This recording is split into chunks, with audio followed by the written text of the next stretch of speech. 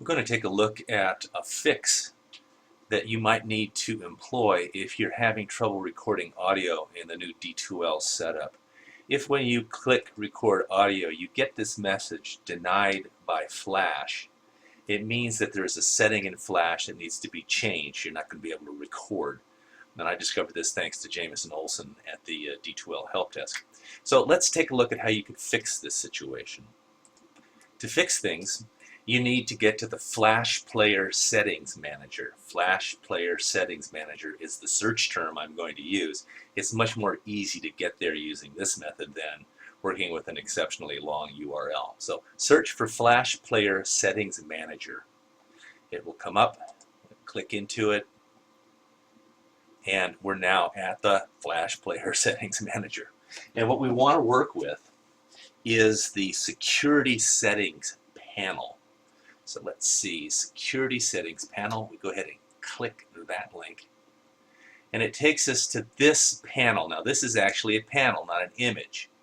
And in this area is where you want to put down the name or the URL of the course management system at Stout. Now that's found by taking a look here at this information, HTTPS, and I just go ahead and copy that in.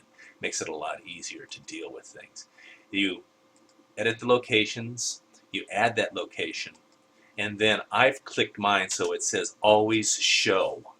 And what this does is just allow me to click the button and make a recording inside of D2L. Now this might not be enough. The Global Security Setting panel does need to show the D2L website, but you might also need to go to the Website Privacy Settings panel.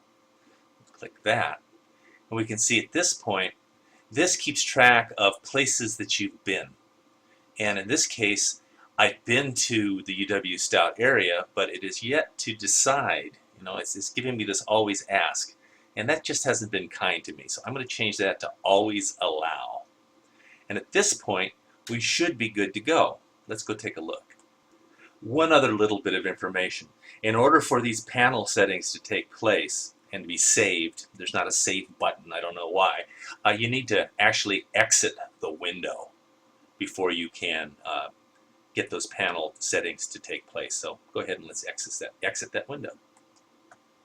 Now we're back at the area where I want to record an audio, and I was getting the denied by flash results. This time I'll click the audio button, and we can see I'm ready to record. And notice up here they're actually giving us some sort of a hint. You might need to change your flash settings to enable recording. You would think that these links would work, but they don't, at least not on my Windows 7 system.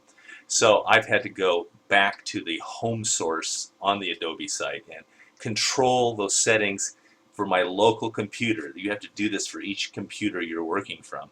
And if they don't take, then you have to go back and reinitiate the process we've just looked at. I think it's worth it because the audio, 1-minute audio recording is a really powerful way to offer feedback. But I wish it was a little slicker, and maybe in the next editions it will be. I hope this little mini instructional video helps us all out and promotes the use of what's really a fine feedback tool. Thanks for listening. This is Dennis O'Connor, Program Advisor for the E-Learning and Online Teaching Graduate Certificate Program.